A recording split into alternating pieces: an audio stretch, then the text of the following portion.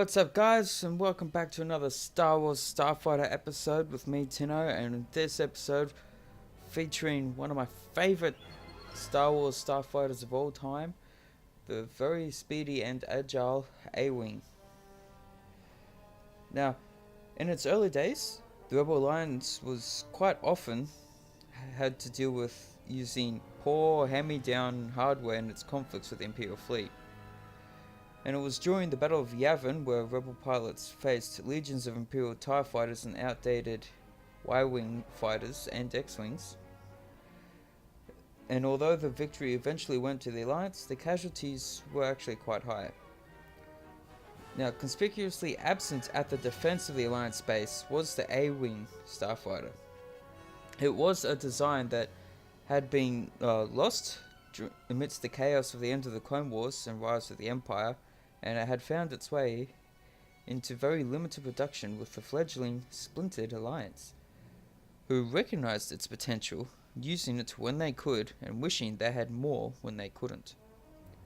Now, at the Battle of Endor, all frustration was forgotten when Green Squadron, a full Green Squadron, of course, which was a full force of A-Wings led by the experienced human pilot Arvel Crinid, would form a key part of the Rebel fleet at Endor. Now, the A-Wing flyers of Green Squadron scored many enemy kills during the Battle of Endor, but the most notable was the destruction of the Super Star Destroyer Executor.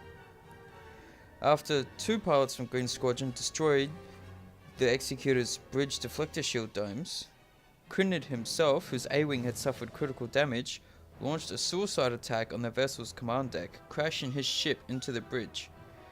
Crinid gave his life to behead the Executor and sent the massive craft plunging into the surface of the Death Star. And his memory lived on in other A-Wing pilots as they used their fighters' capabilities to the fullest in dogfights or during hit and fade missions against Imperial warships and facilities.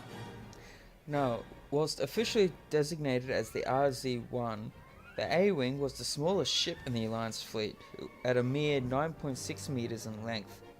A single-seat craft, the ship had no room to carry an astromech droid like its X-Wing and Y-Wing brethren. Only a cramped cockpit beneath its bubble canopy and a minuscule storage space that could hold up to 40 kilograms of cargo. Combat capabilities for the A-Wing came from the fighter's primary and secondary weapons systems. The first was a pair of Borstal RG-9 laser cannons mounted either side of the fuselage. Now, the cannons were typically armed in a link fire mode, and the pivot mechanisms connecting them to the ship allowed for a full 60 degrees of upward or downward movement to track moving targets or engage ground units. Now, the second weapon systems array consisted of two Dimec HM6 concussion missile launchers, loaded in 2 racks of 6 warheads each. Like the cannons, the missiles could be fired one at a time or in a fire-linked 2-shot.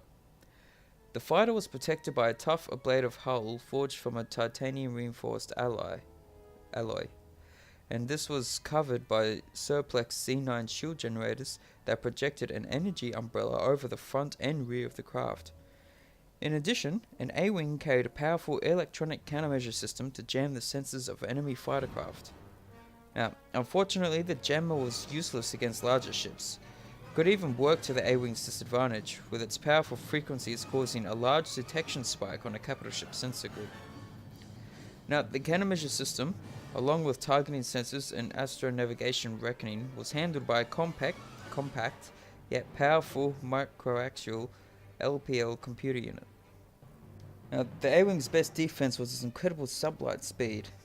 Now, with its throttle at full military power, it could reach a blistering 120 megalight per hour, or MGLT, which was a unit used to measure the relative sublight speed of starships and starfighters in real space. And whilst at 120 megalight, it could outpace even the Imperial TIE Interceptor's maximum velocity of 110. Now, the massive acceleration came from a set of twin Novel Dex J77 Event Horizon engines, and the accompanying maneuverability from a group of thruster-controlled jets at the stern, which worked in tandem with the ring-like thrust vector units on the J77's exhausts. Now, within a standard planetary atmosphere, The A-Wing could reach 1,300 kilometers per hour, and it was in this environment that the fighter's twin vertical stabilizer wings came into play. For interstellar travel, the ship utilized a Class 1 Incom GBK-785 hyperdrive engine. Now, despite its speed, the A-Wing developed a reputation among rebel pilots as a troublesome ship. Sensitive controls meant that only the most steady hands could coax the best performances out of the swift little fighter, and the high-powered drive system made it a difficult ship to care for and maintain. Now, another thing I should point out about the A-Wing is that the A-Wing you see in Rebels isn't the proper RZ-1 A-Wing you see in Return of the Jedi.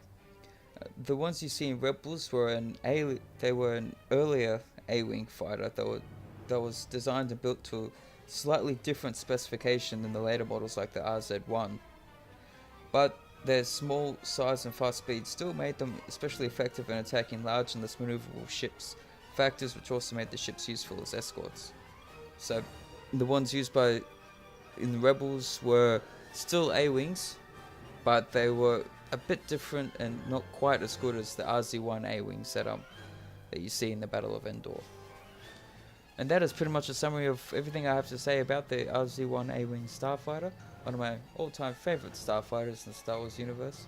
So if you liked the video, be sure to drop a like, subscribe to keep up to date with all videos I make, and I'll talk to you all on the next one. Catch you later.